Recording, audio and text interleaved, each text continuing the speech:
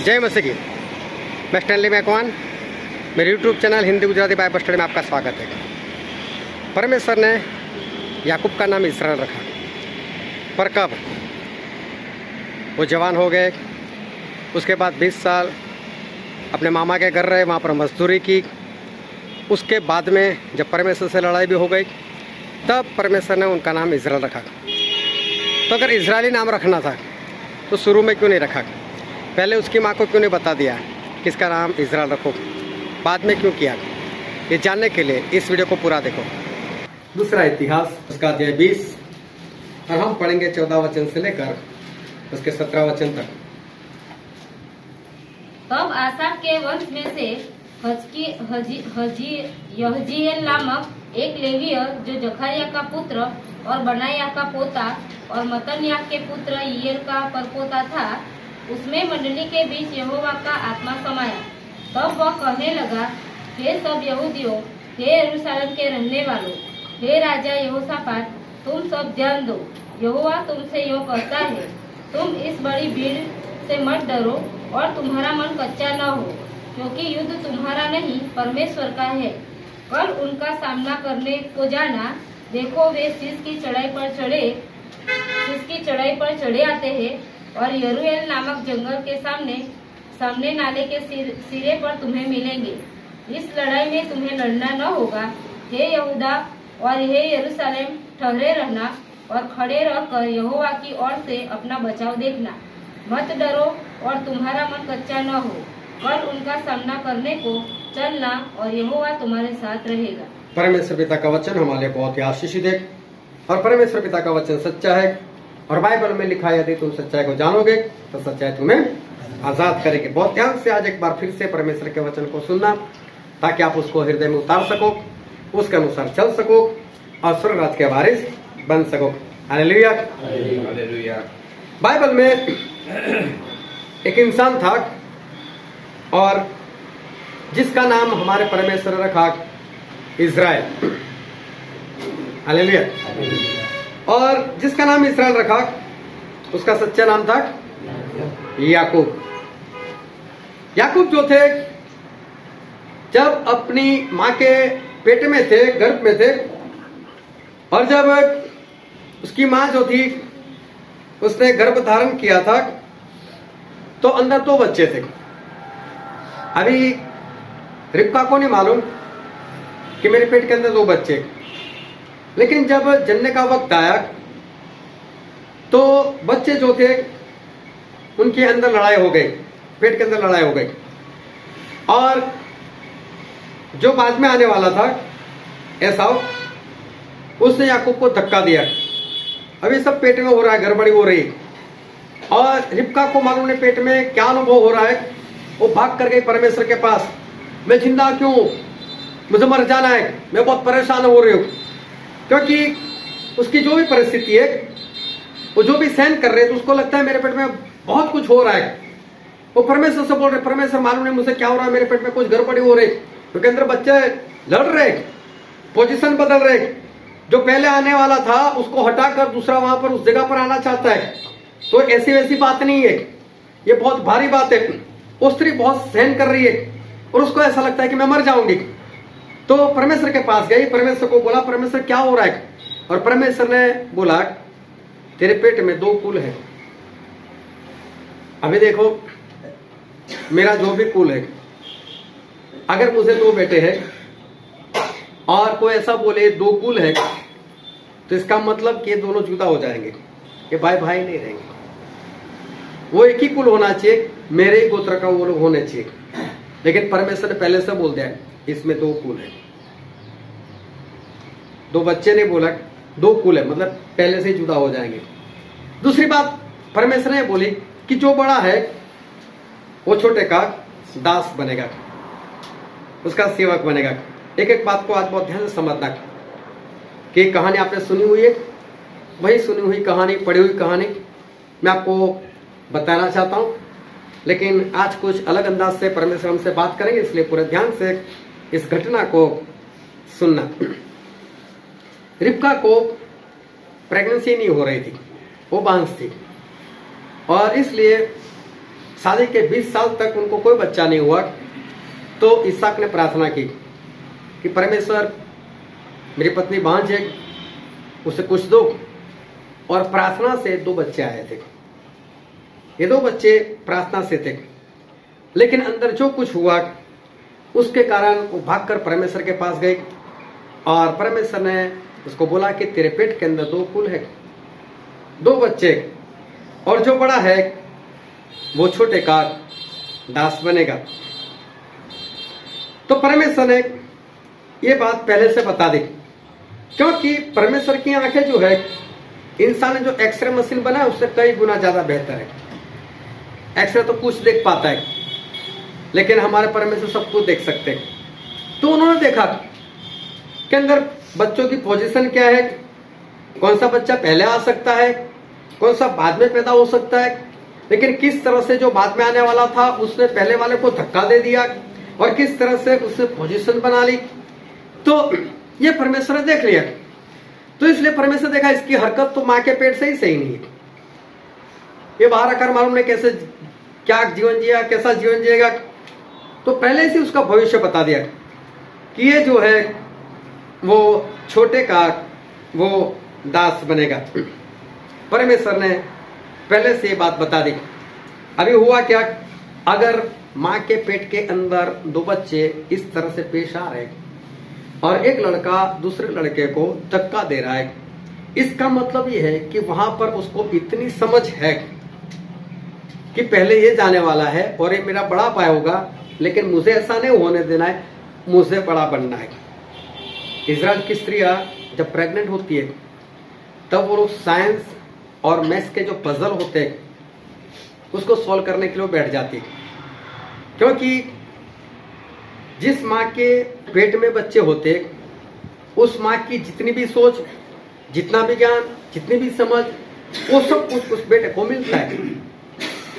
इसलिए देखना लोग बोलते हैं ये तो उसकी माँ पर गई है, ये तो उसके बाप पर गया है। क्यों? वो सब आता है उसके अंदर। क्यों आता है? क्योंकि वो जो कुछ सोचती है। इसलिए तो परमेश्वर ने बोला कि पैदा होने से पहले ही आप पापी हो। उसकी माँ जो भी पाप करती है, जो भी सोचती है, जो भी गालियां बोल, सभी वो बेटे के अंदर जाता है, बेटे के अंदर जाता ही है। इसलिए तो प्रभु का जो गर्भ था वो इस तरह से नहीं था, वो बाहर से रखा गया था, उसकी माँ के साथ जॉइंट नहीं था। हमारे यहाँ पर एक नाभि होती है, जब बच्चा पैदा होता है तो उसको काट दिया जाता है, लेकिन प्रभु से जॉइंट नहीं थे मरियम के साथ। मरियम जो भी खाती थी प्रभु को नहीं मिलता था, जो भी सोचती थी प्रभु के अंदर नहीं जाता था, इसलिए प्रभु पवित्र थे। जब वो पैदा हो गए होंगे तो लोगों ने सोचा ये कैसे आए, इसकी तो नाभि नहीं काटनी पड़े, ऐसा कुछ है ही नहीं, क्योंकि प्रभु अलग से पैदा हुए थे। चलो ये हमारा सब्जेक्ट नहीं है, लेकिन माँ जो भी करती है वो बच्चों के अंदर जाता है।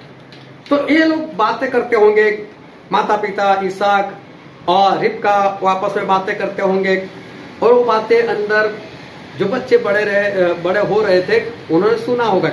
उस जमाने में ऐसी परंपरा थी कि जो पहलौठा हो, मतलब जो पहले पैदा होता है, उसके लिए ऐसा था कि उसको आधी जायदाद तो उसके बाप की ऐसे ही मिल जाती थी।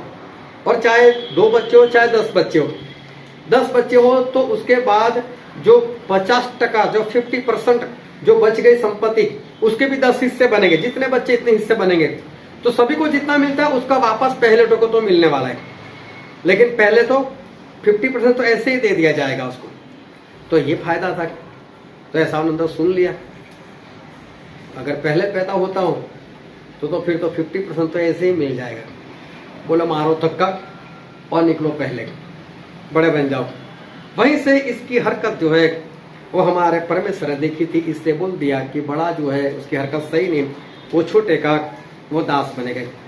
लेकिन अगर उसको इतना दिमाग है तो याकूब में भी तो दिमाग होगा ना, पहले तो हमें आने वाला था, ये कहां से आ गया? लेकिन दोनों के दिमाग अलग अलग से। ऐसा ये सोचता है कि पहले पैदा होगा तो 50% तो मेरा है ही है, उसके बाद चाहे जितने भी पैदा हो मेरा तो 50% अलग से मिल जाएगा। तो याकूब भी सोच रहा है कि यार साथ में परंपरा तो ये भी है कि जो पहले पैदा होता है, जो पहलौठा होता है, उसको परमेश्वर की सेवा में भेज देते। चाहे जो भी देवी देवता को मानते हो उसको तो ऐसे सेवा में भेज दिया जाता है। तो मुझे तो परमेश्वर की सेवा करनी, और इसने तो मुझे धक्का दे दिया, लेकिन ये परमेश्वर की सोच रहा है, इसलिए उसने उसको धक्का नहीं दिया। कोई बात नहीं, देख ली जाएगी। याकूब 12 कर भी सोच रहा बड़ा ही है, बड़ा ही है, उसको संपत्ति नहीं चाहिए, उसको परमेश्वर की सेवा चाहिए, मुझे परमेश्वर की सेवा चाहिए। और इसलिए लगातार वो याद रखता है ये सेवा मुझे मिलने वाली थी, इसने धक्का दिया, मेरे पहले आ गया, लेकिन सेवा तो मुझे चाहिए, मुझे चाहिए। और जब जवान हो गया तो उसको मौका मिल गया। मौका ऐसे मिल गया कि एसाव शिकार करने के लिए चला गया था, और याकूब जो है वो घर पर थे, वो खाना बना रहे थे, और खाना बढ़िया बनाया था उन्होंने, और सब्जी देखने में भी लाल दिख रही थी, उसकी खुशबू भी बहुत बढ़िया आ रही होगी, अच्छा मसाला डाला होगा। और ये शिकार कर कर, भाग दौड़ कर, मेहनत कर कर भूखा हो गया और आया, और तभी खुशबू उसके नाक में आ गई, और उसने सब्जी देखी तो पूरी लाल। अरे क्या बात है, मजा आएगा खाने के। तो याकूब सब्जी दे दे रहे। याकूब बोल रहे ये मौका अच्छा है, सब्जी दे दूंगा, शर्त एक है। बोले क्या शर्त है? वो शर्त है आज से तू पहल उठा नहीं, आज से मैं पहल उठा। ऐसा में भी देख लिया था, इतने जवान हो गए थे कि इसकी निगाह संपत्ति पर तो है नहीं, संपत्ति तो उसे मिल ही जाएगी, तो छोड़ना है। अब ये बड़ा होना क्यों चाहता है, सेवा में जाना चाहता, कोई बात नहीं, दे दो। तू बड़ा, बोले ऐसे नहीं, जोरों से बोल, बीच में बोल कि हाँ ऐसा मैं खरीद रहा हूं, मैं तुझे मुफ्त में सब्जी नहीं दे रहा हूं, मैं खाना ऐसे नहीं दे रहा हूं, मैं खरीद रहा हूं। और ऐसा बोलता है ठीक है कोई बात नहीं। और ऐसा ने पहल उठा फन जो था वो बेच दिया। अभी सही में देखो, आपके घर से समझो कोई आपके घर से कोई कपड़ा चुरा कर लेकर चला गया, आपको पूरा मालूम है यही लेकर गया, आप उसके पास भी जाते हो, आप उसको कहते हो ये वाला कपड़ा मुझे चाहिए, ये नहीं बोलते मेरा है, सिर्फ आप बोल रहे मुझे चाहिए। बोलता है ठीक है 200 रुपये लगेंगे, आप बोलते कोई बात नहीं मैं 200 रुपये देता हूँ, लो 200 रुपये, लेकिन मुझे दे दो। ये है परमेश्वर का एक गुण, मालूम है मेरा है, चोरी किया हुआ है, ये चोरी कर कर ले गया है, और फिर भी आप जाकर, आपका हक है, आप उसको मारकर लेकर आते हो, उसके विरोध में पुलिस कंप्लेन कर कर लेकर आते हो, या 2-4 लोगों को लेकर वहां से लेकर आते हो, आ सकते हो, लेकिन आप ऐसा नहीं कर रहे। आप जानबूझकर, जानते हो फिर भी आप उसको पैसा देकर खरीदते हो। याकूब को पूरा मालूम है बड़ा तो मैं ही था, ये तो मुझे धक्का देकर आ गया है, लेकिन फिर भी बोलता है नहीं मुझे ये हक चाहिए, और मैं मुफ्त में नहीं लेना चाहता सब्जी के बदले में। बोल देता है? बोला हाँ देता हूं, ले ले। और याकूब ने ये हक खरीदा कि आज से मैं पहल उठा। और इब्रानी में ऐसा लिखा है, इब्रानी का पुस्तक इसका 12 अध्याय और इसका 16 वचन,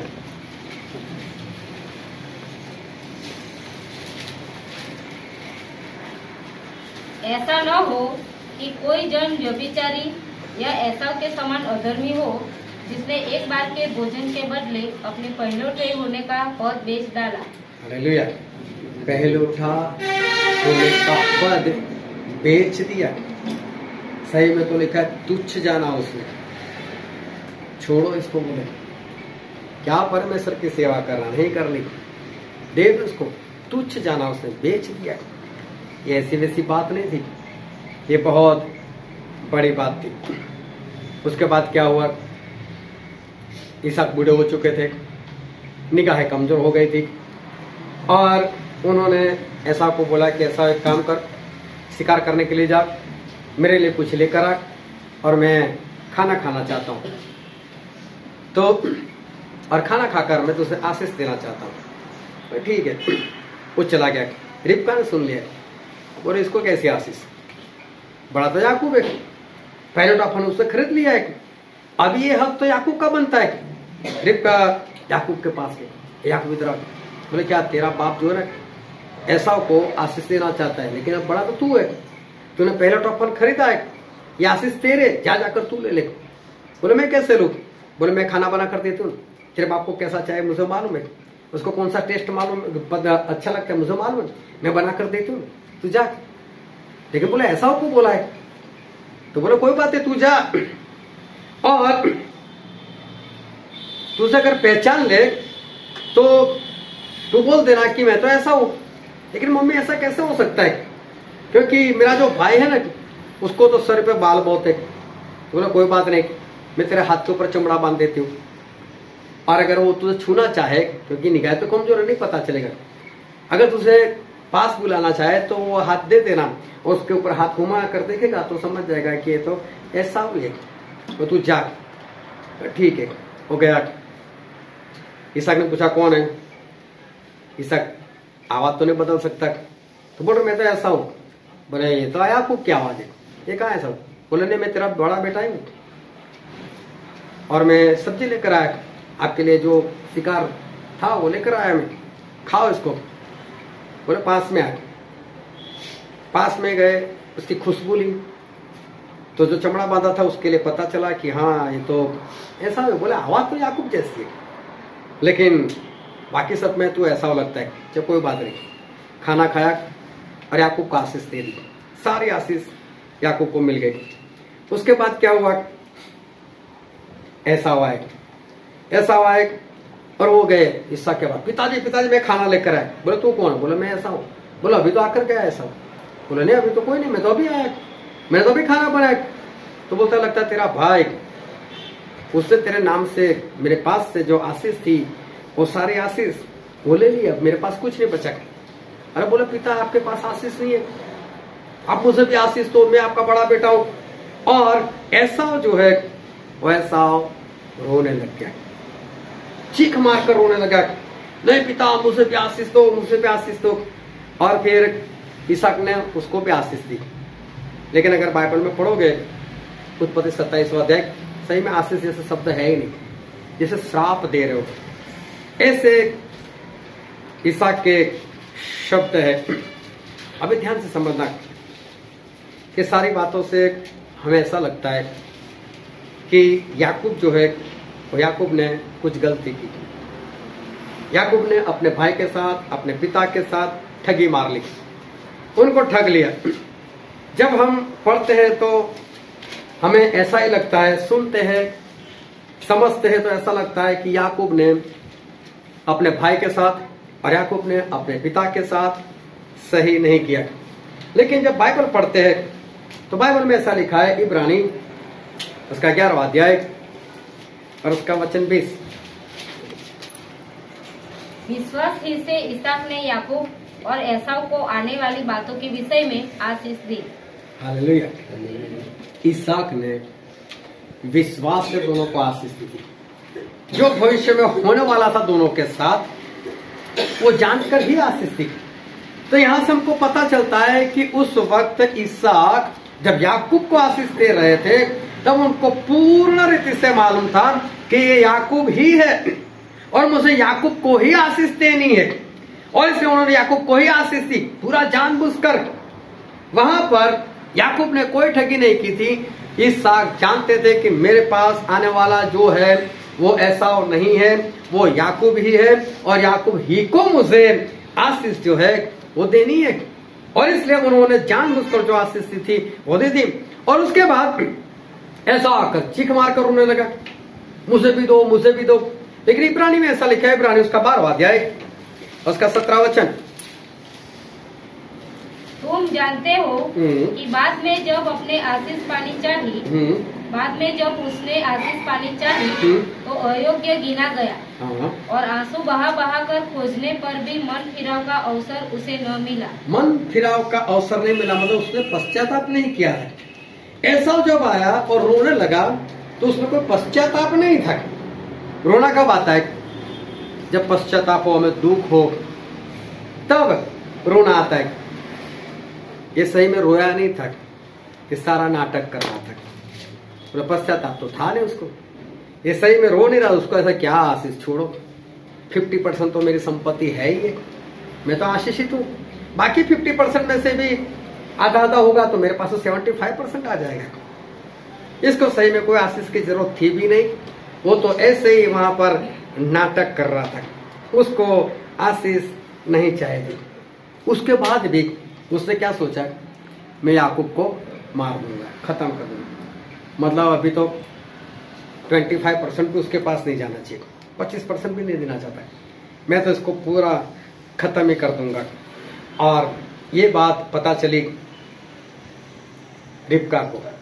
उसने बोला, इधर याकूब, मेरा भाई है, जा तू वहां पर भाग जा और मेरे भाई के पास भाग जा और वहां पर तू उसके साथ रहना। क्यों मैं एक ही दिन में मैं तेरे दोनों बच्चों को मैं खो दूं। और उन्होंने याकूब को वहां से भगा दिया। मालूम है बाइबल में सबसे पहले लव मैरिज किसने किया था? हाँ, बाइबल में सबसे पहले लव मैरिज किसने किया था? ये सब हाँ, चलो, याकूब ने भी लव मैरिज नहीं किया था। अभी हम पढ़ते उत्पत्ति का पुस्तक, उसका 28वां अध्याय, उसका 2 वचन। पद्दनराम में अपने नाना बतूएल के घर जाकर वहाँ अपने मामा लाबान की एक बेटी से विवाह कर लेना। हाँ, इसहाक ने बोला था याकूब को, तू जा अपने मामा के पास, लाबान के पास जा और जाकर तू उसकी बेटी से शादी कर लेना। अरेंज मैरिज था, पहले से बता दिया था। ये लोग हमारी तरह नहीं करते थे, टेंट लगाना, डीजे मंगवाना, क्रिश्चियन डीजे मंगवाना, सभी को इकट्ठा करना, खाना खिलाना। हालेलुया, हमें भी शादी हुई है, याद आ गया। तो बोल दिया कि तेरे मामा की जो बेटी है उसके साथ शादी करनी। अभी तो माता पिता की आज्ञा थी, इसलिए याकूब वहां से गए। अभी देखो, आज भी ऐसा होता है ना, माता पिता क्या करते हैं, अपने बेटे या बेटी को दिखाते, लड़का दिखाते, उनको एक कमरे में बिठाते, आपस में बात कर लो और फिर बात कर लेते, जो पसंद आए बोल रहे, लड़की हो या लड़का बोलते हैं, माँ बाप को बोल देता है हाँ मुझे पसंद है। ये कौन सा लव मैरिज है? तो इसहाक ने कोई ऐसे नहीं पसंद किया था, उसका कोई लव नहीं हो गया था, ये व्यभिचार है, वो सारा व्यभिचार है। माता पिता पसंद करवाते बस वही ठीक है, बाकी जो है वो व्यभिचार है, उसको मैं प्रेम नहीं कहता और है भी नहीं प्रेम। हालेलुया। अभी क्या हुआ, बोला था, इसलिए वहां जाकर उसे देखा कि 2 बेटी है और जो बड़ी है मालूम दिखने में तो कैसी थी, लेकिन उसकी निगाह कुछ कमजोर थी, दिखने में इतनी राहल के समान नहीं थी, तो जाहिर उसको पसंद छोटी वाली आ गई। तो उसमें है क्या, बच्चों को जब दिखाते हैं तो ऐसा तो नहीं देख लिया तो चलो कर लो शादी, उनको भी 1 बताओ, 2 बताओ, 4 बताओ, कभी तो 50 बताओ, कभी तो रिकॉर्ड हो जाता है। हाँ, एक भाई 20 साल के थे तभी से देख रहा, 60 साल के बाहर हो अभी भी देख रहे अभी भी कुछ नहीं हो रहा। हाँ, तो ऐसा नहीं, रिकॉर्ड भी हो जाता है। लेकिन कहने का मतलब ये है कि याकूब जो है उन्होंने वहां पर जाकर शादी के लिए राहेल को चुना और राहेल को चुना और बोल दिया कि मैं राहेल के साथ शादी करना चाहता हूं। अभी जब वो वहां से निकले, अपने घर से निकले और रास्ते में परमेश्वर ने याकूब को दर्शन दिया। अभी देखो, याकूब बुरे होते, याकूब ठग होते, याकूब परमेश्वर के विरोध में, उनके वचन के विरोध में जीवन जीते होते, तो क्या परमेश्वर उसको दर्शन देते? परमेश्वर दर्शन नहीं देते, और अगर दर्शन देते तो उसको डांटते, क्यों ऐसा जीवन जीता है। लेकिन ऐसा नहीं, दर्शन में परमेश्वर तो ऐसा बोला कि याकूब मैं तेरे साथ रहूंगा, मैं तेरा बाप इसहाक और तेरा दादा अब्राहम का मैं परमेश्वर हूं, और मैं जिस तरह उनके साथ रहा वैसे ही मैं तेरे साथ भी रहूंगा। ऐसे परमेश्वर ने याकूब को दर्शन दिया। उसके बाद जब वो लाबान के घर पहुंचे, और लाबान के घर पहुंचे तो लाबान ने, जो मामा है, सगा मामा, वो याकूब से किस तरह से बात कर रहे हैं वो हम देखते हैं। और उत्पत्ति उसका 29वां अध्याय और उसका 15 और 16 वचन। तब लाबान ने याकूब से कहा, देखो, लाबान जो मामा है वो याकूब से अपने भांजे से ऐसा कहते हैं, कुटुंबी होने के कारण हाँ, तुझसे मुफ्त में सेवा कराना मेरे लिए उचित नहीं है। मुफ्त में सेवा करवाना मेरे लिए उचित नहीं है, मतलब मैं मुफ्त में सेवा नहीं करवाऊंगा, मजदूरी का। अरे तेरा भांजा है तो मुफ्त में खाना खिलाना, अच्छे से उसको मजदूरी क्यों करवाता है? लेकिन मजदूरी तो चाहिए। देखो, एक मामा वो भांजे से मजदूरी की बात कर रहा है और मैं मुफ्त में नहीं कराऊंगा मजदूरी, मामा हो तो क्या दूंगा तुझे। ये तो मुफ्त में लेना चाहता है मजदूरी। मजदूरी करवाना चाहता है, लेकिन बोलता है मैं तो मामा हूं ना, इसलिए मुफ्त में मैं ऐसा नहीं करूंगा। पढ़ो आगे। इसीलिए कह, मैं तुझे सेवा के बदले क्या दूं? लाबान की 2 बेटियां थी, जिनमें से बड़ी का नाम लिया और छोटी का नाम राहेल था। लिया के तो धुंधली आंखें थी, पर राहेल रूपवंती और सुंदर थी। इसीलिए याकूब ने, जो राहेल से प्रीति रखता था, कहा, मैं तेरी छोटी बेटी राहेल के लिए 7 वर्ष तेरी सेवा करूंगा। देखो 7 साल में मजदूरी करूंगा, बदले में तेरी बेटी दे देना। और तूने बोला ना कि मुफ्त में नहीं करवाऊंगा, तो अपनी बेटी दे देना। बोले कोई बात नहीं, ये है मामा। सही में तो मामा को मजदूरी नहीं करवाना, जब भांजा है ना। आजकल के बच्चे नहीं बोलते हैं जब छुट्टी हो तो मामा के घर जाना है, मामा के घर जाना है। मामा से कितना प्रेम होता है। और ये मामा ऐसा है कि भांजे से मालूम नहीं इतना बड़ा हो तो पहली बार जा रहा है, और तो भी उससे मजदूरी करवाता है। बोल बदले में क्या चाहिए? बोला कोई बात नहीं, अपनी बेटी जो है राहेल वो मुझे दे देना। अभी क्या हुआ, 7 साल हो गए। 7 साल के बाद शादी भी हो गई। उस जमाने में कौन सी लाइट थी कि रोशनी करते। और सुबह हुआ और याकूब उठे तो देखा उसके पास तो लिया है। तो बोले इसके साथ मेरी शादी हो गई। वो तो भागा, ए मामा क्या किया? बोले क्या हुआ? बोले मैं तो राहेल से शादी करना चाहता था, आपने तो मेरी शादी लिया से करवा दी। तो बोलते हैं हमारे वहां ऐसी परंपरा है ही नहीं कि बड़े को कुंवारी रखकर छोटी के साथ शादी कर ले। नहीं हो सकता, लेकिन तेरे जैसा दामाद कहाँ मिलेगा, दूसरी भी दूसरे दे दूंगा। लेकिन 7 साल और मजदूरी कर। देखो एक मामा मजदूरी करवा रहे, शादी तो उसको कहीं ना कहीं तो करनी थी, लेकिन ये तो ऐसा मजदूर मिल गया कि जो अपनी बेटी के लिए मजदूरी भी करता है। 7 साल और मजदूरी करवाई। और उसके बाद जो राहेल थी, राहेल के साथ भी शादी करवा दी। अब ये बोलते हैं चलो बहुत टाइम हो गया, अभी मैं अपने घर जाना चाहता हूँ। तो बोलता है घर जाना कोई बात नहीं। तो बोले मुझे इतनी मजदूरी के बाद कुछ पैसे दो, कुछ पशु दो, ये दो वो दो। बोले नहीं, उसके लिए और मजदूरी करनी पड़ेगी, 6 साल और मजदूरी करो। और मजदूरी भी इस तरह से करने को बोला कि देख मैं मेरी भेड़ बकरे अलग रखूंगा, और तू जो चराता है उसको मैं अलग रखूंगा। और तू जो चराता है उसमें इस बार जितने भी बिंदी वाले बच्चे होंगे, बोलो वो सारे बच्चे तेरे। अभी जरूर तो है नहीं कि बिंदी वाले ही बच्चे हो, लेकिन याकूब ने भी आइडिया लगाया। और जो जो भेड़ बकरे गर्भवती होते थे तो उनको जहां पानी पिलाने के लिए जाता था, तो वहां पर उसने वनस्पति के ऊपर ऐसी डिजाइन बना दी बिंदी बिंदी वाले। तो जब वहां पर जाते थे, पानी पीते थे, बिंदी को देखते थे, उनको इफेक्ट हो जाती थी, और बच्चे भी ऐसे ही आते थे। तो इसने देखा कि सारे बच्चे तो ऐसे ही आएंगे, मेरे हाथ में तो कुछ नहीं आएगा। तो उसने बोल दिया कि देखा अभी बिंदी वाले नहीं मिलेंगे, अभी पट्टे वाले होंगे वो तेरे। तो उसने भी वहां पर डिजाइन बदल दी। इससे अपना दिमाग लगाया, और दिमाग लगाकर उसने अपनी मजदूरी जो थी, मजदूरी का फायदा उठाया। अभी सोचो आप कहीं पर जॉब कर रहे हो और आपका मालिक आपको बोलता है कि इतना काम करेगा, चाहे 1 दिन में करे चाहे 10 दिन में करे, मैं तो उसे दे दूंगा इतने पैसे।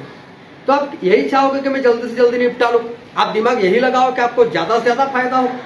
तो इसमें गलत कौन सी बात है? तो ये याकूब भी ऐसा कर रहे, वो जो मजदूरी कर रहे तो सोच समझ कर रहे, अपना दिमाग लगा कर रहे, अपने मामा के साथ कोई ठगी नहीं मार रहे। 6 साल और मजदूरी की और 20 साल हो गए। और 20 साल के बाद याकूब जो है अपने मामा के घर से वहां से निकल गए। चलो ये छोड़ो, लेकिन 20 साल याकूब अपने माता पिता से छूट गए। ये कौन से बूढ़े हो गए थे, अभी तो जवान थे, माता पिता की जरूरत थी। ऐसे वक्त उनको माता पिता को छोड़ना पड़ा, सिर्फ परमेश्वर के कारण। परमेश्वर में जीवन जीते थे इसलिए। और माता पिता को छोड़कर मामा के घर वो 20 साल वो वहां पर रहे, और उनको बेटे बेटी हुई। और 20 साल के बाद वो वहां से निकले। लेकिन जब निकलने वाले थे तब एक टेंशन और था कि अभी वापस जाऊंगा तो ऐसा तो मिलेगा, और ऐसा मिलेगा तो उसके कारण तो मैं भागा था, और उसके कारण भागा था तो अभी मेरा क्या होगा? अगर वो मिलेगा, अभी मुझे मार दिया तो, मुझे खत्म कर दिया तो। याकूब डरपोक नहीं है, याकूब बलवंत भी है, वो चाहे तो अपने भाई को मार सकते हैं, लेकिन परमेश्वर में होने के नाते वो अपने भाई को मारना नहीं चाहते, इसलिए वो डर रहे कि मारना तो मुझसे है नहीं, और उसने मुझे मार दिया तो। और फिर रास्ते में आ रहे थे तो सभी को आगे भेजा, सभी लोग मेरा आगे जाओ, और मेरा भाई मिले तो ऐसे ऐसी बात करना कि तेरा दास पीछे आ रहा है, उसको मना लेना, उसको इतनी गिफ्ट दे देना ताकि उसका क्रोध मेरे ऊपर से चला जाए। याकूब ने जो कुछ कमाई की है उसमें से काफी कुछ वो तो अपने भाई को देना चाहता है अपनी जान बचाने के लिए। और रात में अकेले में एक जगह पर रुक गए। अभी रात हुई थी और घना अंधेरा था, और उनको लगा कि यहाँ पर कोई पुरुष है। पता चल गया कि यहाँ पर कोई इंसान है, उनको ऐसा कोई दुश्मन होगा। आए थे परमेश्वर, पूरी रात पूरा अंधेरा, चेहरा देख नहीं सकते कौन है कैसा है, इसको तो ऐसा कि मेरा कोई दुश्मन होगा। तो परमेश्वर ऐसे खड़े थे और याकूब ने तो पकड़ा और परमेश्वर को नीचे गिराना चाहा, उसको नहीं मालूम परमेश्वर है। बहुत ध्यान समझना। विलास भाई आप आ गया, हट्टे कट्टे हो।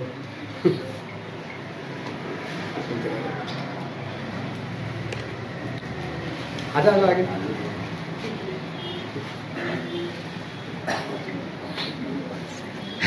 ये लड़ाई कैसे हुई होगी वो मैं बताना चाहता हूं कि सही में परमेश्वर ने कोई लड़ाई नहीं लड़ी, लेकिन समझ लो बाइबल में लिखा है कि दोनों का मल्ल युद्ध हुआ। ये समझो परमेश्वर है, ऐसे खड़े रहे। अभी परमेश्वर को गिरा सकता है? अभी मुझे सर थे मेरे में तो बहुत ताकत है, मैं याकूब हूं, मेरे में तो बहुत ताकत, अभी गिरा दो। मैंने ऐसे जोर लगाया, ऐसे किया, मैं स्लिप हो गया, मुझे ऐसा कि मेरे ताकत है, मैं तो गिरा ही सकता हूं इसको। लेकिन वो परमेश्वर ये नहीं गिरे, मेरा हाथ पीस सके तो मैं कहां गिरूंगा, मैं तो वहां पर जाकर गिरूंगा। ऐसा एक बार नहीं, पूरी रात चला। याकूब उठते गए, गिराने का प्रयत्न करते रहे, लेकिन ऐसा कुछ हुआ नहीं। अभी सुबह होने को आई और परमेश्वर को लगा प्रकाश आ जाएगा तो ये मर जाएगा, क्यों मुझे देखकर कोई जिंदा नहीं रह सकता, मुझे भागना पड़ेगा। तो प्रभु ने सोचा कि अब मुझे यहां से जाना चाहिए। इससे भी देख रहा है कि पूरी रात इससे तो मुझे कुछ नहीं किया और मैं अभी तक जीता भी नहीं, इनको कुछ पे कर भी नहीं पाए और इन्होंने तो मुझे कुछ किया है। ये भी कोई है, ये भी कोई है। तो उन्होंने देखा कि वो जा रहा है तो पकड़ लिया, मैं नहीं जाने दूंगा। अभी सोचो परमेश्वर छुड़ा नहीं सकते क्या? परमेश्वर सिर्फ उंगली उसकी जान के ऊपर रख दी, बस ऐसे टच कर लिया और तुरंत उसको दर्द हो गया और वो लंगड़ाने लगा। बोलो अब तो पक्की बात है परमेश्वर है। याकूब समझ गए पूरी बात में परमेश्वर से लड़ रहा है, अब क्या होगा? वो परमेश्वर मुझे आशीष दो, मुझे आशीष दो। बोले ठीक है मैं आशीष देता हूं। और तेरा नाम क्या है?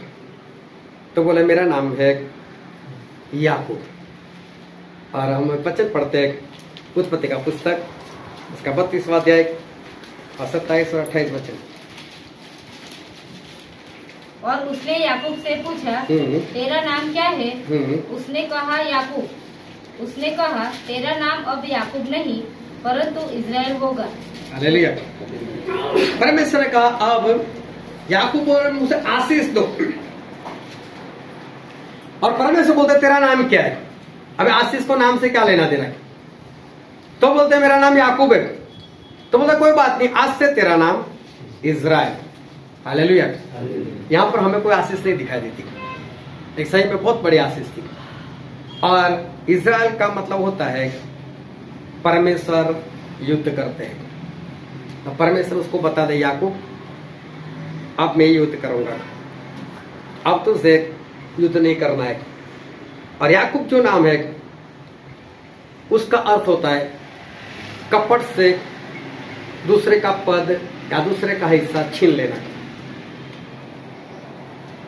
याकूब ने पहलोठापन ले लिया था, सही में छीन कर नहीं लिया था, उन्होंने तो खरीदा था।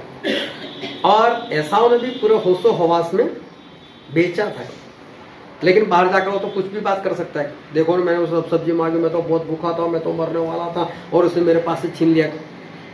वो ये नहीं पता कि उसने मुझे बोला पहले ऐसा हो तो ही मैं दूंगा, नहीं तो नहीं। बात करने वाले तो कुछ भी करेंगे। तो बाहर जो याकूब के लिए बात चल रही थी वो ऐसी थी कि याकूब अपने नाम के समान ही है। वो लोगों के साथ ठगी मारकर, कपट कर कर उनसे छीन लेता है। जब आशीष ले ली थी तभी बोला था देखो इसने कपट से मेरी आशीष जो है वो आशीष छीन ली। लाबान ने भी तो बातें की होगी कि जाने दो ना, मेरे पास आया और मालूम नहीं क्या किया उसने, कैसे किया, तो सारे बच्चे उसी के अनुसार निकले और मेरा सब कुछ लेकर चला गया। बातें तो ऐसी बहुत चलती होगी। और परमेश्वर ने बोल दिया कि याकूब आज से तेरा नाम याकूब नहीं, आज से तेरा नाम इज़राइल है। हालेलुया। अब बहुत ध्यान से परमेश्वर के वचन को समझते रहना। याकूब जो है वो लाबान के घर से निकल गए थे और लाबान को बिना बताए निकले थे। और लाबान जो है उनको ढूंढने के लिए वो रास्ते में उनके पास वो आ गए थे। लेकिन सही में याकूब जो है वो लाबान से भागे नहीं थे। और एक वचन हम पढ़ते हैं उत्पत्ति का पुस्तक उसका 31वां अध्याय और 1, 2, 3 वचन। फिर लाबान के पुत्रों की ये बातें याकूब के सुनने में आई। याकूब ने हमारे पिता का सब कुछ छीन लिया है और हमारे पिता के धन के कारण उसकी यह प्रतिष्ठा है। और याकूब ने लाबान के मुख पर दृष्टि की और ताड़ लिया कि वह उसके प्रति पहले के समान नहीं है। हालेलुया। उसके बेटे बातें करने लगे, याकूब ने तो छीन लिया। अभी रिश्ते में तो जीजा लगता है और बोले इसे तो मेरे बाप का सब कुछ छीन लिया, मतलब कुछ करना चाहता है, अभी इसका कुछ करना पड़ेगा। तो याकूब ने देखा अपने ससुर की ओर, मामा की ओर, तो उसकी भी निगाह ऐसी लगी कि उनकी निगाह में अभी प्रेम नहीं दिख रहा था। बोले अभी तो बचना तो एक ही बात है, भागो यहाँ से, अभी तो मुझे यहाँ से भागना ही पड़ेगा। फिर आगे पढ़ो क्या लिखा है। तब यहोवा ने याकूब से कहा अपने पितरों के देश और अपनी जन्मभूमि की ओर लौट जा। हाँ, परमेश्वर ने बोला याकूब निकल, इसलिए याकूब निकले थे, भागे नहीं थे। परमेश्वर के कहने के अनुसार वो वहां से निकल गए। अभी हुआ क्या, जब वो रास्ते में थे तो लाबान भी पीछे भागा और जाकर उसको रोक लिया। लेकिन उसका 24वां वचन पढ़ो तो। परंतु परमेश्वर ने रात के स्वप्न में अरामी लाबान के पास आकर कहा सावधान रह, तू याकूब से न तो भला कहना और न बुरा। परमेश्वर ने सपने में लाबान से बात की, देख तू आया है लेकिन याकूब मेरा है, उसको भला या बुरा कुछ भी नहीं बोलना है। हालेलुया। अगर याकूब गलत होते तो क्या परमेश्वर का पक्ष करते? अगर याकूब में कपट होता तो क्या परमेश्वर बोलते कि ये मेरा है और उसको कुछ भी मत बोलना? क्या परमेश्वर व्यभिचारियों के संग रहते हैं? क्या परमेश्वर चोर कपटी लोगों के साथ रहते? नहीं, मेरे परमेश्वर ऐसे नहीं है। उनको मालूम था कि याकूब ने बहुत कुछ सहन किया है, याकूब ने बहुत लड़ाइयाँ लड़ी, और याकूब ने अपने मामा से लड़ाई लड़ी, याकूब ने अपने पिता से लड़ाई लड़ी, याकूब ने अपने माता से, अपने भाइयों से लड़ाई लड़ी, और सब कुछ जो उनको चाहिए था वो लड़कर जीत कर लिया है। उन्होंने कभी किसी के साथ किसी भी तरह का कपट जो है वो कपट नहीं किया है, कोई कपट नहीं किया। और तब परमेश्वर जो है वो रास्ते में उनके साथ मिलते, उनके साथ बातें करते, और याकूब को अब आशीष दी और याकूब को बोल दिया कि याकूब अब से तेरा नाम जो है वो याकूब नहीं रहेगा, लेकिन अब से तेरा नाम इज़राइल रहेगा, जिसका मतलब होता है कि परमेश्वर युद्ध करते। हालेलुया। याकूब ने लाबान को बोल दिया कि लाबान, तूने मेरे साथ नाइंसाफी की, तूने कई बार मेरी मजदूरी बदल दी, लेकिन फिर भी मेरे परमेश्वर मेरे साथ थे। मेरे परमेश्वर तो सपने में आकर तुझे डांटा कि मुझे कुछ भी मत बोलना, वरना तू मुझे कौन सा छोड़ने वाला था। मैंने तेरे साथ कुछ गलत नहीं किया। याकूब अच्छे थे और उनके जीवन में इतनी मुसीबतें आई। अभी बहुत ध्यान समझना, याकूब अच्छे थे, उनके जीवन में बहुत सारी मुसीबतें आई। ऐसा सही नहीं थे, उनके जीवन में कोई मुसीबत नहीं, उनके जीवन में कोई समस्या नहीं। ध्यान से समझना कि जब आप थक जाते हो, हार जाते हो कि मैं मसीह में चलता हूँ, मैं मसीह में चलती हूँ और मेरे जीवन में समस्या क्यों आती रहती है, मेरे जीवन में लोगों का कपट क्यों आता है, मेरे जीवन में लोग मेरे साथ धोखा क्यों करते। याकूब अच्छे, उनके जीवन में समस्या आ रही है। एसाव वो सही नहीं चल रहे, उनके जीवन में कोई समस्या नहीं, बिंदास से जीवन जीते। लाबान वो भी अपने भांजे के साथ कपट करते हैं, कपट से दूसरी बेटी ब्याह देते हैं, कपट से उनकी मजदूरी छीनने का प्रयत्न करते हैं, और फिर भी परमेश्वर ने लाबान को भी आशीष दी थी। याकूब की वजह से उनको भी आशीष दी थी। अब मैं कुछ सवाल जो है आपको पूछना नहीं चाहता, लेकिन आपके सामने मैं कुछ सवाल रखता हूं, सवाल को बहुत ध्यान से समझना, और हो सके तो अपनी कॉपी में लिख लेना। क्या एसाव और याकूब जब अपनी मां के पेट में थे, और उस वक्त एसाव जो है वो अपने भाई को धक्का दे रहे और परमेश्वर देख रहे, तो क्या परमेश्वर उस वक्त एसाव को नहीं रोक सकते थे?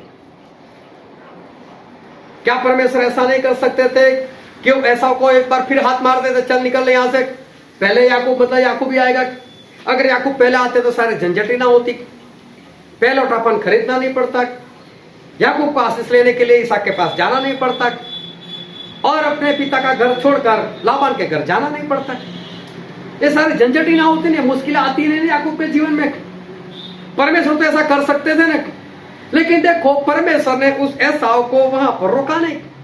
परमेश्वर रोक सकते थे लेकिन नहीं रोका। जो इसहाक थे उनके मुंह से भी बुलवा सकते थे, एसाव तुझे आशीष मैं नहीं दूंगा, क्योंकि पहलौठा तो याकूब बन चुका है, उससे तेरे पास पहलौठापन खरीद लिया है, तो मैं तुझे क्यों आशीष दूं? अभी आशीष का हकदार तो वही है, मैं उसे ही दूंगा। क्यों अपने मुंह से नहीं बोल सकते थे मैं जो कर रहा हूं सही कर रहा हूं, जबकि जानबूझकर वो याकूब को आशीष दे रहे, उनको मालूम है यही याकूब है। तो क्या ऐसा को नहीं बोल रहे थे मैं तुझे आशीष नहीं देना चाहता, मैं तो परमेश्वर ने मुझे जो बोला है वैसे ही करूंगा? क्या परमेश्वर याकूब से, इसहाक से ऐसा बुलवा नहीं सकते थे? तो उनको भागना नहीं पड़ता। लेकिन परमेश्वर ने इसहाक को भी रोका नहीं। क्या परमेश्वर लाबान को नहीं रोक सकते थे कि तू लिया क्यों दे रहा है? उसने मजदूरी तो राहेल के लिए की है, तो ऐसा क्यों कर रहा है? क्या परमेश्वर लाबान को नहीं रोक सकते थे? लेकिन परमेश्वर ने लाबान को भी नहीं रोका। दो बार बाइबल में लिखने के अनुसार मजदूरी बदल दी। क्या परमेश्वर लाबान को रोक नहीं सकते थे? क्यों मेरे चहिते के साथ, क्यों मेरे दास के साथ तू ऐसा कर रहा है? क्या परमेश्वर उसको रोक नहीं सकते थे? हालेलुया। परमेश्वर ऐसा कर सकते थे, लेकिन परमेश्वर ने ऐसा नहीं किया। हम लोग क्या देखते, इसने मेरे साथ ऐसा किया, मेरे बाप ने मेरे साथ ऐसा किया, मेरी माँ ने मेरे साथ ऐसा किया, मेरे भाइयों ने मेरे साथ ऐसा किया, मेरे रिश्तेदारों ने मेरे साथ ऐसा किया, मेरे पड़ोसियों ने मेरे साथ ऐसा किया, मेरा बॉस मेरे साथ ऐसा कर रहा है, और इसे मैं आगे नहीं बढ़ रहा, इसे मैं आगे नहीं बढ़ पाता, ये लोग मुझसे ठोकर देते, ये लोग मेरे साथ कपट से व्यवहार करते हैं, और इस कारण मैं परमेश्वर में सही से नहीं चल पाता, नहीं चल पाती। हम इंसान यही सब कुछ देखते, लेकिन दूसरी ओर से सोचो, चाहे परमेश्वर ने लाबान को कपट करने से नहीं रोका, ऐसा को धक्का देने से नहीं रोका, इसहाक को ये नहीं बोलने दिया कि याकूब भी हकदार है, मैं उसे आशीष दूंगा, तू कौन होता है? परमेश्वर ने ऐसा तो नहीं किया। लेकिन साथ में अगर दूसरी ओर से देखें तो परमेश्वर ने याकूब को घाटा भी कौन सा होने दिया? हालेलुया। वो बड़े थे तो बड़े ही रहने दिया ना, वो बड़े थे तो हक भी दिलाया ना, वो बड़े थे तो आशीष भी दिलाई ना, वो लाबान के घर गए तो राहेल भी दिलाई ना, वहां पर मजदूर भी जो बच्चे जैसे चाहते थे वैसे दिलाए ना। परमेश्वर ने भी याकूब को कहां घाटा होने दिया? हालेलुया। हम ये नहीं देखते कि परमेश्वर हमें भी घाटा नहीं होने देंगे। हम दूसरे को, ये मुझे सता रहा है, ये मुझे परेशान कर रहा है, मेरी माँ, मेरा बाप, मेरा भाई, मेरे रिश्तेदार, ये वो, हम लोग ये सोचते मेरे साथ इसने ऐसा किया, मेरे साथ उसने ऐसा किया, उसने मेरे बारे में ये बोल दिया, उसने ये बोल दिया, और हम आगे नहीं बढ़ पाते। लेकिन साथ साथ में अगर हम परमेश्वर में बने रहते तो ये बात भी इतनी ही सच है कि परमेश्वर हमें घाटा नहीं होने देते। ये है हमारे परमेश्वर कि वो हमें घाटा नहीं होने देते। पर कब, ऐसा कब होगा? जब याकूब परमेश्वर में बने रहे, बिना शिकायत किए।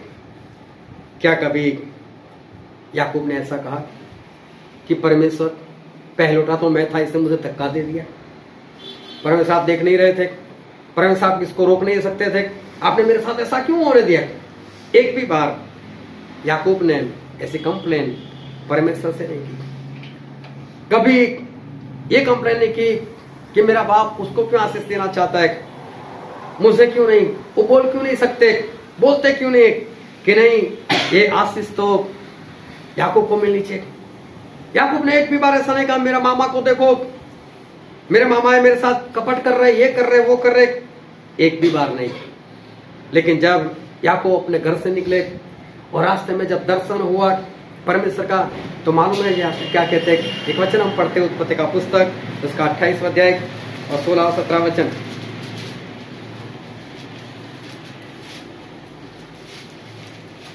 उत्पत्ति 28, 16, 17।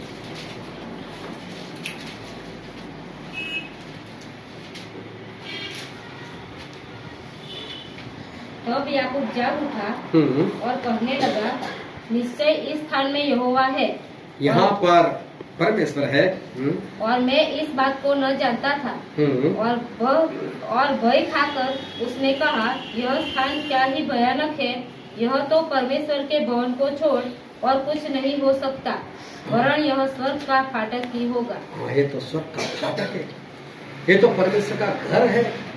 और उन्होंने उस जगह का नाम बेतल रख दिया है। देखो, डर रहे हो तो परमेश्वर को शिकायत तो नहीं कर रहे, लेकिन डर रहे परमेश्वर से। उनके अंदर परमेश्वर का भय है।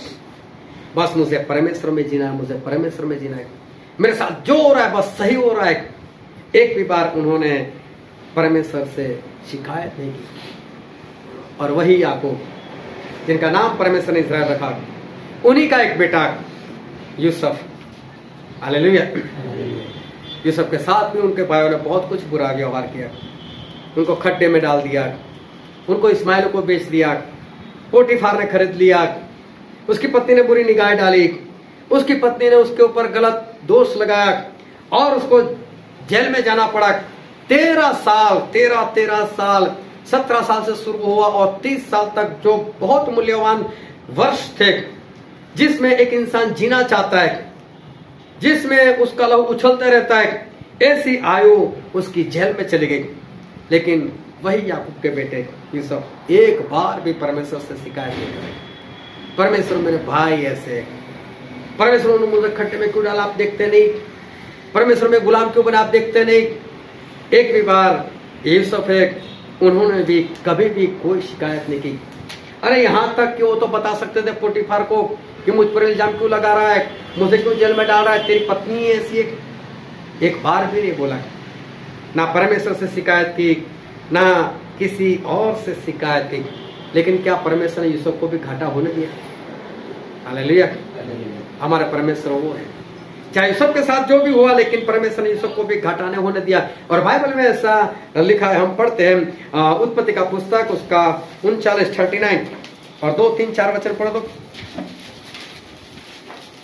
यूसुफ अपने मिस्री स्वामी के घर में रहता था और यहोवा उसके संग था, इसीलिए वह भाग्यवान पुरुष हो गया। और यूसुफ के स्वामी ने देखा कि यहोवा उसके संग रहता है, हाँ, कि उसके परमेश्वर उसके साथ है, और जो काम वह करता है उसको यहोवा उसके हाथ से सफल कर देता है, और परमेश्वर उसको सफलता भी देते हैं। तब उसकी अनुग्रह की दृष्टि उस पर हुई। देखो, अनुग्रह की दृष्टि सब पर हुई और वह उसकी सेवा टहल करने के लिए नियुक्त किया गया। और उसकी सेवा टहल करने के लिए नियुक्त किया गया। और ध्यान समझना, सही शब्द ऐसे है कि पोटीफार ने यूसुफ की सेवा की। पोटीफार के पास कितना सोना है, कितना पैसा है, वो उसको नहीं मालूम था, वो यूसुफ को मालूम था। यूसुफ दिन में कितना भी खर्च कर, उसको पूछने वाला कोई नहीं था। अभी देखो, एक गुलाम था या बॉस था, है ना? हालेलुया। उसके साथ जो कुछ हुआ, उन्होंने कभी परमेश्वर शिकायत नहीं की। लेकिन परमेश्वर ने यूसुफ को भी कौन सा घाटा होने दिया? यूसुफ तो वहां पर बॉस बनकर बैठे, उसकी पत्नी ने बुरी निगाह डाली, जेल जाना पड़ा, तो भी क्या हुआ? 21-22-23 वचन पढ़ो उसी का। और यहोवा यूसुफ के संग संग रहा और उस पर करुणा की, और बंदीगृह के दरोगा के अनुग्रह की दृष्टि उस पर हुई।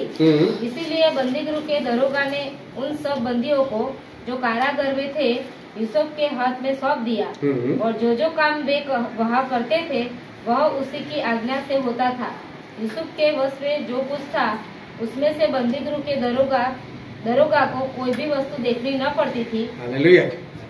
ये तो जेल में जाकर कैदी नहीं रहे, जेलर बन गए, खुद लोगों से काम करवा रहे, उनको कोई काम करने की जरूरत नहीं। इन्होंने कभी शिकायत नहीं की, तो परमेश्वर भी कोई घाटा नहीं होने दिया।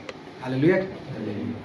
हम लोग क्या कर शिकायत कर दी, इसने ऐसा किया, उसने ऐसा किया, परमेश्वर बोलते फिर तू किया ही कर भी, इसलिए घाटा होता है। याकूब ने कभी भी परमेश्वर से कोई शिकायत नहीं की, और परमेश्वर उनके साथ रहे, और परमेश्वर उनको ऊंचाई के ऊपर लेते जाते रहे। और फिर परमेश्वर ने इस याकूब के साथ बात की, और हम वचन पढ़ते हैं उत्पत्ति उसका 32वां अध्याय उसका 27 और 28 वचन।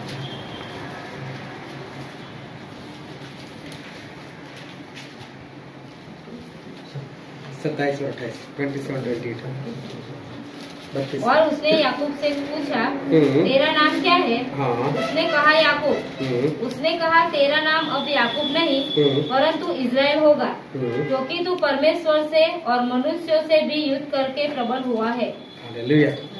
अब से तेरा नाम इज़राइल, क्योंकि तू मनुष्य और परमेश्वर से भी युद्ध करके प्रबल हुआ। मैं तूने जीत हासिल की। अभी हम इतना तो मान सकते हैं कि याकूब ने जीत हासिल की इंसानों के ऊपर, लाबान के ऊपर, एसाव के ऊपर, लेकिन परमेश्वर के ऊपर कौन सी जीत हासिल की? वो तो पूरी रात लड़ते रहे थे, कुछ नहीं कर पाए थे, और सुबह होते होते परमेश्वर की उंगली लगाई तो लंगड़ाने लगे। लेकिन परमेश्वर क्या बोलते हैं? तूने परमेश्वर के साथ भी लड़ाई की और विजय प्राप्त किया। अभी देखने जाओ तो लड़ाई भी कौन सी थी? परमेश्वर तो ऐसे ही खड़े थे, बस उन्होंने कौन सी लड़ाई की? लड़ाई नहीं की थी, लेकिन फिर भी परमेश्वर बोलते कि तूने परमेश्वर से लड़ाई की। परमेश्वर कभी झूठ नहीं बोलते, तुझसे परमेश्वर से भी लड़ाई की। कैसी लड़ाई की? परमेश्वर से आमने सामने बैठकर नहीं। परमेश्वर क्या आज्ञाकारी करते रहे, परमेश्वर क्या आशीष ना क्यों मिले। परमेश्वर मैं पहले उठाऊं ना, देखना आपको पहले उठा का हक देना ही पड़ेगा।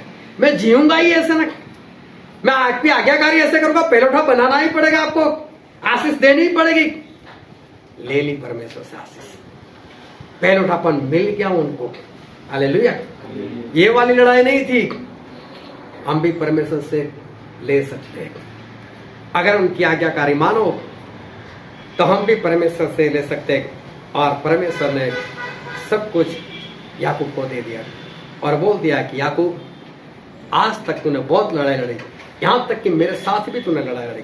अब बहुत ध्यान से परमेश्वर के वचन को समझना कि हम अंत पर है, और परमेश्वर आज जो हमें सिखाना चाहते हैं उस वचन पर हम आ चुके। परमेश्वर ने कहा कि याकूब, अब से तू नहीं, अब से मैं लड़ूंगा। इज़राइल मतलब परमेश्वर युद्ध करते हैं, अब मैं लड़ूंगा। सारी विरोध की परिस्थिति में याकूब बने रहे।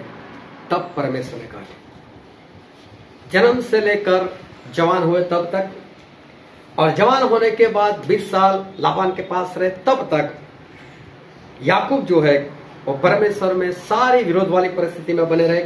कभी उन्होंने कोई शिकायत नहीं की और परमेश्वर की आज्ञाकारी करते रहे। इंसान कब आज्ञाकारी करना चाहता है? जब उसको अच्छा लगता है, जब उसे कुछ चाहिए। इंसान एक बार 10 मास दे देता है, बोले मैं तो 10 मास दिया, कुछ आशीष नहीं मिली। आज तक लूटते आए तो मारा भी कौन सा तुझे? वो तो याद कर, वो याद दे, आज दिया ना तो आशीष तो दो। इंसान आज्ञा भी तब मानता है कि उसको कुछ चाहिए परमेश्वर से, लेकिन याकूब को कुछ नहीं चाहिए था। बस वो तो आज्ञाकारी करते रहे, और इसलिए परमेश्वर से वो पाते भी रहे। कभी भी उन्होंने कोई शिकायत नहीं की। तब परमेश्वर ने इतने सालों के बाद परमेश्वर ने उससे कहा कि अब से तेरा नाम इज़राइल। पैदा हुआ तब नहीं कहा, जवान हुआ तब नहीं किया, नहीं कहा। पहले उठा फन खरीद लिया तब भी नहीं बोला। अपने बाप के घर से भागना पड़ा तब भी नहीं कहा। रास्ते में दर्शन हुआ तब भी नहीं कहा। लेकिन लगातार परमेश्वर में बने, लगातार परमेश्वर में बने रहे। विरोध की परिस्थिति आई, कभी भी परमेश्वर से कोई कंप्लेन नहीं, कोई शिकायत नहीं, और परमेश्वर क्या क्या कार्य करते रहे, बने रहे, अपना दिल साफ रखा और परमेश्वर में बने रहे। तब परमेश्वर ने उससे कहा अब मैं लड़ूंगा। हालेलुया। आज सभी लोग अपने आप को यही मान लेते, मैं इजरायली, हम मसीह के मतलब हम इजरायली, बस मेरा युद्ध तो परमेश्वर लड़ेंगे। मैंने कई लोगों से मुझसे सुना है, मैं तो मना कर दिया, मैंने तो कुछ बोला ही नहीं, क्योंकि मालूम सामने वाला हट्टा कट्टा है, बोलूंगा तो मार खाऊंगा। नहीं, मेरा युद्ध तो परमेश्वर लड़ेंगे। वो तो कमजोर होता तो पता चलता है, वो सामने वाला दिखता है ऐसा इसलिए बोलते है, सामने वाला को मुंह ज्यादा चलता है, मैं तो चुप ही रहा। क्यों? मालूम था कि बोल नहीं सकता, मैं बोलूंगा तो पड़ेगी। इसमें मैं तो परमेश्वर को, मेरा युद्ध परमेश्वर लड़े, तेरा युद्ध नहीं लड़ेंगे परमेश्वर। उसके लिए ऐसे काम जो है करने पड़ते। बड़े बड़े परमेश्वर के दास लोग, परमेश्वर के पास्टर लोग प्रचार करते, आपको कुछ करने की जरूरत, आप शांत रहो, चुपचाप खड़े रहो, परमेश्वर तुम्हारे लिए युद्ध लड़ेंगे। आज तक लड़े थे याकूब के लिए, इतने साल याकूब के लिए युद्ध लड़े। अभी बोला अब मैं लड़ूंगा, अब तक तो उसको ही लड़ने दिया। वो बने रहे परमेश्वर में, परमेश्वर की आज्ञाकारी में बने रहे। तब कितने सालों के बाद परमेश्वर बोला अब मैं लड़ूंगा। हालेलुया। और यहाँ तो आजकल के मसीह में है, बोले मेरा परमेश्वर लड़ेंगे, क्या लड़ेंगे?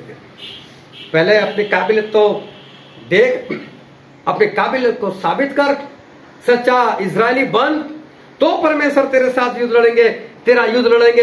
ऐसे ही परमेश्वर तेरे लिए कोई युद्ध नहीं लड़ने वाले, तेरे लिए परमेश्वर कुछ भी नहीं करने वाले, ऐसे परमेश्वर नहीं लड़ते। जो वचन आज हमने पढ़ा था, दूसरा इतिहास उसका 20वां अध्याय और 14 से लेकर 17 वचन हमने पढ़ा था। वहां पर घटना ऐसी हुई थी कि यहोशापात नाम का राजा था और इसके विरोध में कुछ दल इकट्ठा हुए, कुछ राजा लोग इकट्ठा हुए और सभी लोगों ने एक साथ वहां पर घावा करने को सोच लिया और वो लोग चढ़ाई करने के लिए एक साथ में निकल पड़े। जब एक साथ में निकल पड़े तो किसी ने आकर यहोशापात को बताया कि यहोशापात ऐसा हो रहा है, यहोशापात तुझे मारने के लिए बहुत सारे लोग आ रहे। और जब यहोशापात ने ये सुना तो यहोशापात घबरा गए। और पढ़ो तो उसका 3 और 4 वचन, दूसरा इतिहास 20 3 और 4। तब यहोशापात डर गया और यहोवा की खोज में लग गया और यहोशापात डर गया, परमेश्वर की खोज करने लग गया और पूरे यहूदा में उपवास का प्रचार करवाया और पूरे यहूदा में उपवास का प्रचार करवाया। अतः यहूदी यहोवा से सहायता मांगने के लिए इकट्ठा हुए, वरन वे यहूदा के सब नगरों से यहोवा से भेंट करने को आए। हालेलुया। परमेश्वर को ढूंढने के लिए बैठे, उपवास किया और राजा और सभी लोग प्रार्थना में बैठ गए। उपवास किया, प्रार्थना किया। मुझे किसी का फोन आया, बोले मेरा बच्चा है ना बार बार बीमार हो जाता है, आप मेरे लिए उपवास के साथ प्रार्थना करो। तेरा बच्चा तू करना उपवास। ये तो मुझसे बोल दे, तो उपवास करो और प्रार्थना करो। मैं उपवास करूं किसी के लिए, मैं प्रार्थना करूं? ये तो सामने से जिम्मेदारी निभाने के लिए तैयार ही नहीं।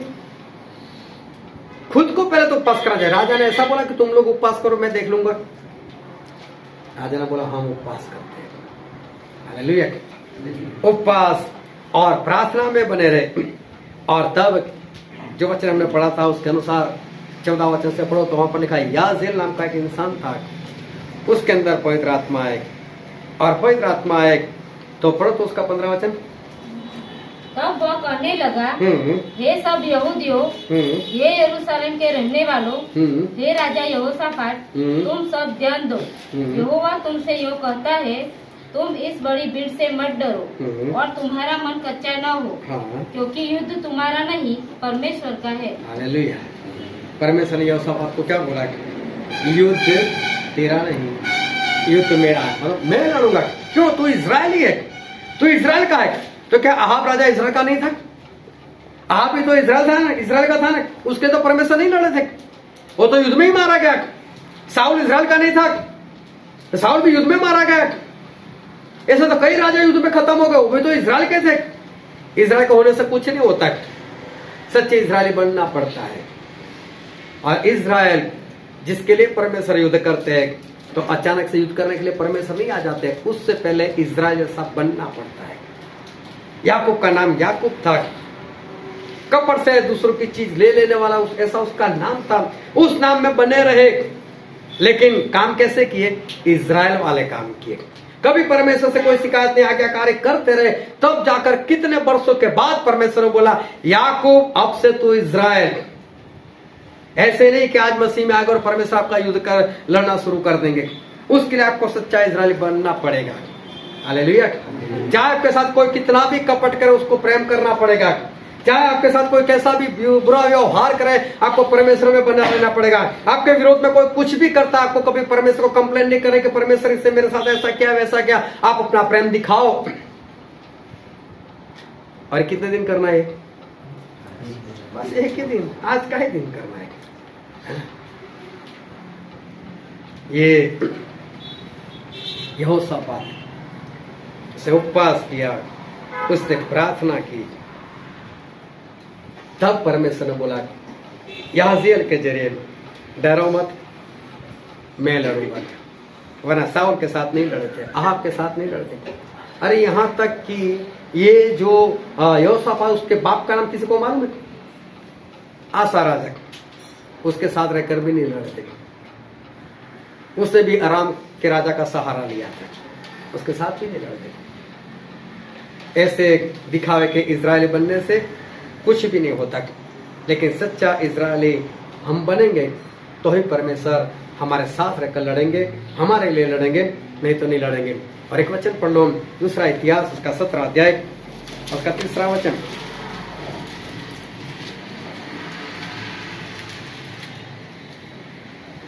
यहोवा यहोशापात के संग रहा, क्योंकि उसने अपने मूल पुरुष दाऊद की प्राचीन चाल का अनुसरण किया और बाल देवताओं की खोज में न लगा। बाइबल में लिखा है यहोशापात शुरू से परमेश्वर में चल रहे थे, तब जाकर अभी परमेश्वर ने उसको बोला कि यहोशापात डर मत, मैं लड़ूंगा। वो आजकल का इजरायली नहीं था, बरसों से चल रहा था, बरसों से परमेश्वर में चल रहा। तब परमेश्वर ने बोला, परमेश्वर उस सामने वाली सेना को नहीं रोकते कि तू उसके साथ उसके ऊपर चढ़ाई करने के लिए मत जा। परमेश्वर एसाव को नहीं रोकते कि एसाव तू पहला क्यों आ रहा है। परमेश्वर इसहाक को नहीं रोकते, परमेश्वर लाबान को नहीं रोकते। परमेश्वर आपके ऊपर आने वाले किसी भी मुसीबत को नहीं रोकने वाले। मुसीबत को आने देंगे, लेकिन आपका घाटा भी नहीं होने देंगे। अगर हम सोचे कि एंटिकस खड़ा ना हो तो ऐसा नहीं हो सकता। खड़ा होगा, उसकी मूर्तियां बनेगी, उसकी मोहर आएगी, कठिन वक्त आएगा ही आएगा, लेकिन परमेश्वर आपका घाटा नहीं होने देंगे। लेकिन उससे पहले हमें परमेश्वर में बना रहना पड़ेगा। तो लेकिन हम सोचेंगे बस एंटिकस खड़ा हो जाए, परमेश्वर मेरा युद्ध लड़ो, तो कुछ नहीं होने वाला है। उसके लिए पहले से तैयारी करनी पड़ेगी, शुरू से परमेश्वर के पीछे चलना पड़ेगा, परमेश्वर में बने रहना पड़ेगा, कोई शिकायत नहीं, कुछ भी नहीं। तब आप सच्चे इजरायली, और तब परमेश्वर आपके लिए काम करेंगे, तब आप परमेश्वर आपके लिए वो युद्ध करेंगे, और उनका नाम और हमारा नाम रहेगा इजराइल की परमेश्वर युद्ध करते। लेकिन उससे पहले हमें परमेश्वर में बना रहना पड़ेगा, सच्चे इजरायली बनना पड़ेगा, तब परमेश्वर हमारे लिए काम करेंगे। बाकी आपके विरोध में जितना कुछ होने वाला है, शैतान आपके विरोध में जितना कुछ करने वाला है, परमेश्वर उसको नहीं रोकने वाले। वो तो होगा ही होगा, लेकिन उसमें आपको परमेश्वर में बने रहना है, तभी आपका नाम इजराइल, और तभी परमेश्वर आपके लिए युद्ध लड़ेंगे। हालेलुया। आओ हम सब अपने आंख को बंद करें, अपने मस्तकों को प्रभु सुखा के झुकाए कि जो हमारा राजा है, जो हमारे महान परमेश्वर है, जो हमारे बीच में उपस्थित है।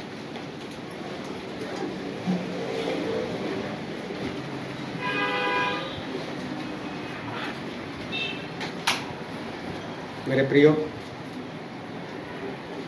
ये वक्त है कि हम अपने आप को जांचें, हम अपने आप को परखें।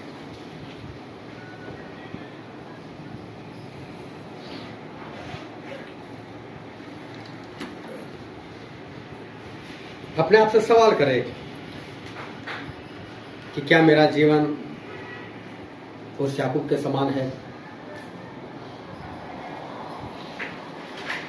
क्या मैं परमेश्वर के आज्ञाकारी में हूं?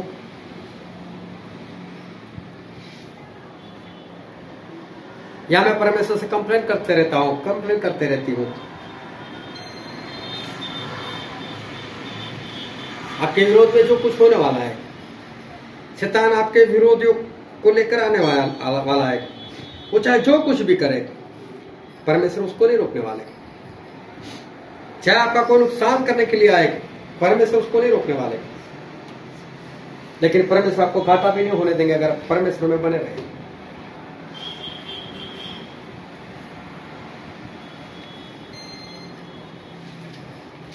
ये वक्त है कि हम अपने आप को परख कर सही रीति से परमेश्वर के साथ जुड़ जाएंगे, उनके वचन के अनुसार चले, कभी उनको कंप्लेन ना करें, ताकि परमेश्वर एक दिन आपको आकर भी कहे, क्या से तेरा नाम इज़राइल, आज तक तूने बहुत युद्ध लड़ा, तूने बहुत लड़ाई लड़ी, लेकिन अब मैं तेरे लिए लड़ूंगा, तुझे कोई फिक्र नहीं। और मेरे प्रियो, इतनी काबिलियत आपने हासिल कर दी तो उसके बाद आपकी सारी समस्या हमेशा के लिए खत्म, क्योंकि अब आपको नहीं लड़ना है, आप परमेश्वर आपके लिए लड़ेंगे। लेकिन उससे पहले जितनी भी शिकायत है उसको दूर करो, परमेश्वर क्या क्या कार्य करना सीखो, ताकि परमेश्वर आपको बचाए। ये वचन समझने के लिए, ग्रहण करने के लिए, उसके अनुसार चलने के लिए प्रभु यीशु की कृपा हम सभी पर होने पाए।